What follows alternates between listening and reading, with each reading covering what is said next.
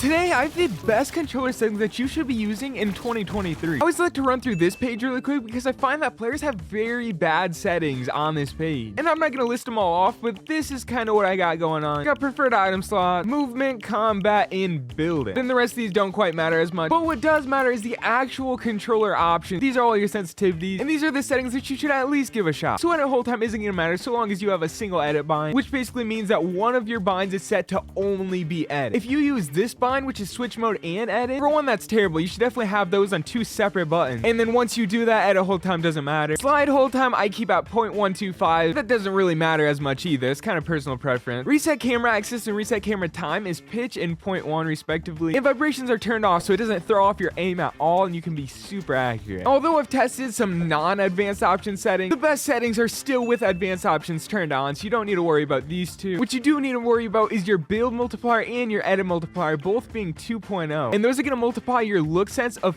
43% on both horizontal and vertical, and your 2% turning boost on both horizontal and vertical, with a 0-second turning boost ramp time, and your instant boost when building is off. If you've never tried a look sense that's around 43%, I promise it'll change your life. Maybe not your life, but at least your Fortnite skill, because this combination for building and piece control works wonders. And at the same time, this sensitivity for your non-ADS shots, like especially your shotgun and SMG aim, is so good. I'm pretty consistent with my shotgun shots because of that. And really quick, I want to ask you guys to subscribe. If you always want to know the best settings, if you want to know about the best controller, cool accessories like the scroll wheel, and overall just good videos, then make sure to subscribe. And that brings us to the ADS sense, which is 7% on horizontal, 9% on vertical, and a 1% turning boost on both horizontal and vertical, with of course a 0-second turning boost ramp time. A few weeks ago, I actually changed my horizontal ADS to 9% because I thought I needed it to combat the hammer this chapter, but in my 19-hour arena grind the other day, I discovered that was actually way too fast for me, so I reverted back to 7% horizontal. And after I did that, my aim was on point all day. As you can see, I kind of like messing with little boosts, but that means there's a 0-second look dampening time. And these settings are, of course, on linear. I think linear overall is just way better. Then dead zones on this specific controller, I use 10% on both left and right stick, but it's probably not going to work for everybody. Then the other thing people always ask me about my settings videos, what are my binds? The reason I don't show my binds off is because I have a pro custom controller with 4 paddles on it, and a scroll wheel, by the way. I still have this on my controller. That basically means that my binds are not going to apply to how you play the game. If you use like no claw, no paddles, these are going to be terrible binds for you. You play claw, these are probably terrible binds for you. So for that reason, I do make specific binds videos. If you want to know the best binds for your specific setup, then I'll go ahead and link that video in the description. Now I actually want to go try these settings in a game to show them off, show you how good they are, show you how to use them, and maybe some other tips that could help you.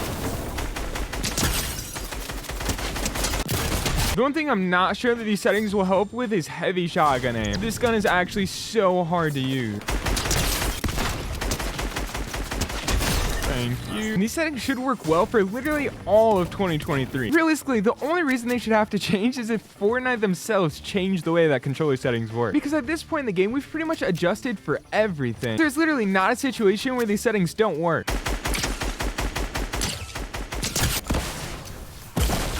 Wow, let's go. I actually hate the RPG, but I'm gonna take advantage of it.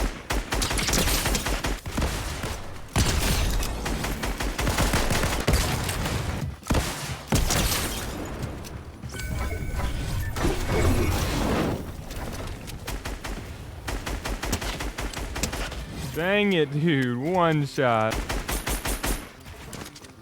I did not hear that, dude. No way, bro. I feel like I should have had both of these guys dead already.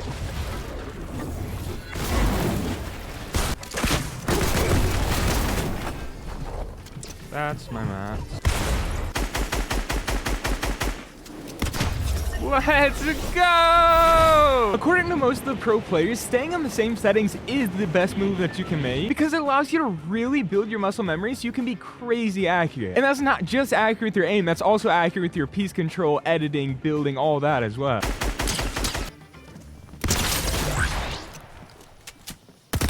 Going back to what I was saying about building muscle memory, I would say at this point, probably close to like 80% of pro players have been on their same exact settings for at least 1 full year.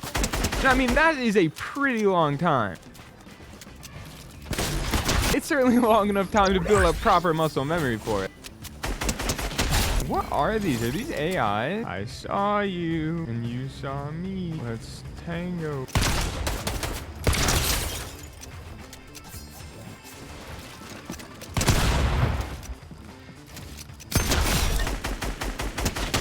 My apologies. Not really. One thing I do want to mention is a lot of times when I make these best settings videos, people go in the comments and say that these settings suck or these settings didn't help them. But something that people need to understand is settings only play sort of a small role in the grand scheme of how good you can be at Fortnite. Like, not only is it settings, but it's also bind. It's also your controller setup, like if you have paddles, if you play claw. But most importantly, bigger than all of that, it's your experience within the game. In general, the more hours you play, the better you're going to be at Fortnite. The things that your bind settings and controller does for you is it basically helps you max out your skill level. Get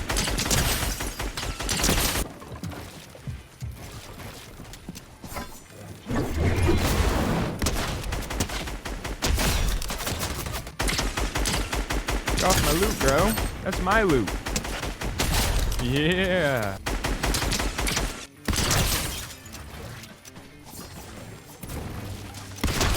I don't even know. There was another guy over there. I don't know where he went. Oh my.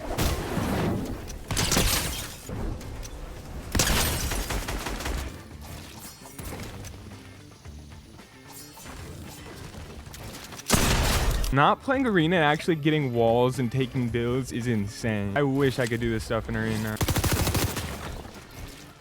I don't know where he's at. There's no way. Bro, this guy is so annoying. They have to be teaming, right?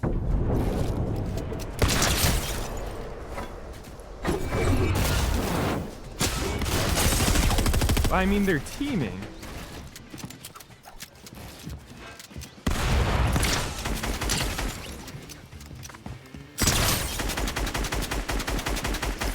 I don't know about that one.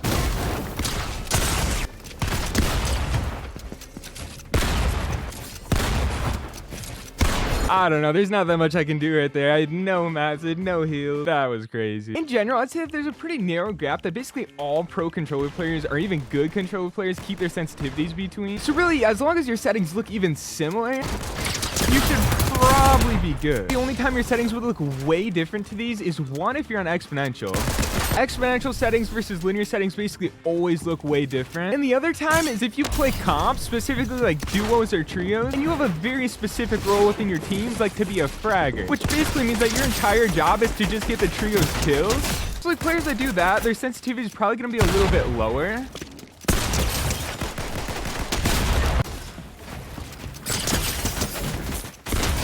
And that's only because they don't have to have good edits or builds. But that method does not work if you play solos. And honestly, sometimes it doesn't even work for trios.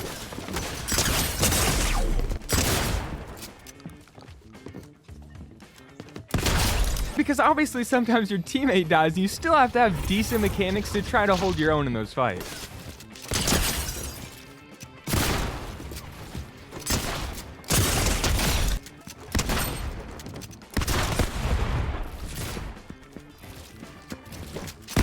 Overall, I obviously think these settings are super good. I think everyone should at least give them a shot. And if you do, make sure to subscribe. I appreciate it a ton, and I hope to catch you in a future video. Thanks so much for watching.